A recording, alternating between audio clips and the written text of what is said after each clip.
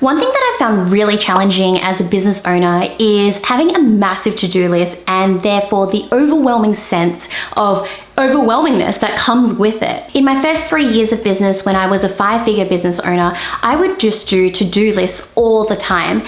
And ironically, even though I checked off many tasks, by the end of the day, I often still felt that sense of overwhelm. And so I figured out that maybe a to-do list wasn't quite the right fit for me, and so I looked and investigated into different time management strategies. A strategy I found that has really helped me to minimize this sense of overwhelm is Brian Tracy's concept of eat the frog.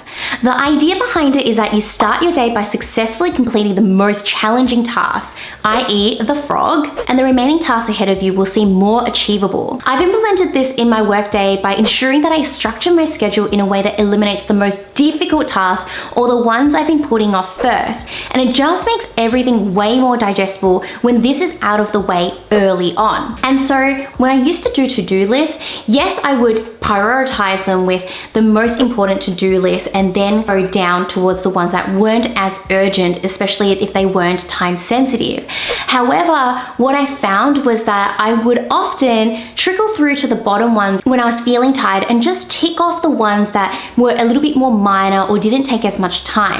But what that meant was that the ones that were up the top often got forgotten, and even though I had more ticks theoretically on paper, I still felt that sense of overwhelm at the end of the day because I really didn't tackle the tasks that I should have. With Eat the Frog now, however, I'm able to tackle the most challenging tasks first, so that even if I don't accomplish anything else in that day, by the end of the day, I will have alleviated that sense of overwhelm because I know I've done the thing that I really needed to do that day. A good example is my to-do list for today. So for today, I need to film 4 TikTok videos, I need to film 8 YouTube videos, and I have a coaching call with a client. And at first I thought, okay, let's start off with the TikTok videos. But then I realized that YouTube was the more mammoth task that was here, that I was actually procrastinating by doing TikTok first. And had I only done TikTok for the day, I would still feel that sense of overwhelmingness.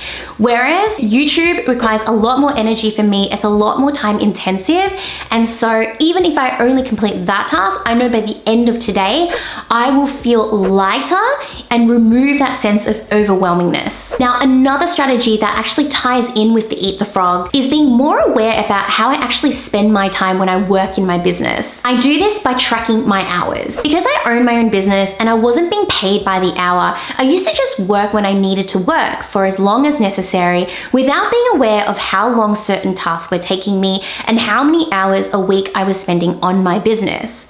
After finding that I was becoming frustrated with my workload and lacking a work-life balance, I started to habitually track my hours. This led to greater accountability because I'm acutely aware of how long common tasks should take me.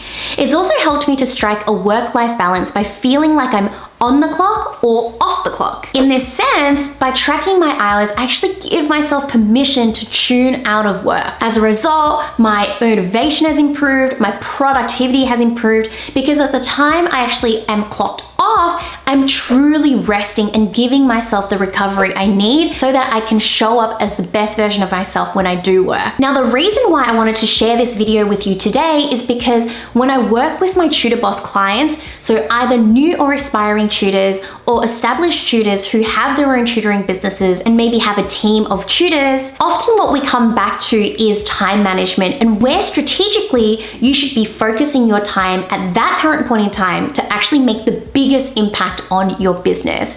Because we wear so many different hats as business owners, we are the marketer, we are the salesperson, we are the customer service, we are the tutor. It feels like there's a lot to balance. And so which levers do you pull in your business at what point in time will actually create the biggest change for your business to help it grow and scale? And if you're interested in hearing more about the top 3 mistakes tutors make when running their tutoring businesses, then I highly recommend you check out my masterclass, Master Your Tutoring Game Plan, which is a free 90-minute training jam-packed with value where I share with you the mistakes and how you can avoid them so that you can accelerate your growth in your business. Now, in next week's video, I will actually be talking more about this idea of solo tutors versus tutoring business owners who have a team of tutors working for them. So if you're thinking of scaling and growing your business, or perhaps this is a future that may be at some point there for you, then definitely tune into my next week's video by subscribing to this channel and hitting that notification button. Lastly, if you've reached all the way to the end of this video, thank you so much for tuning in. I really hope that you've gotten a lot of value out of this video. If you are still here, then I'd love for you to leave a comment down below with the word balance in there, just so that I know that you've watched all the way until the end of this video, and videos like this are truly valuable for you and help you in your own journey. Thank you so much for watching. I'll see you guys next week. Have an awesome one until then.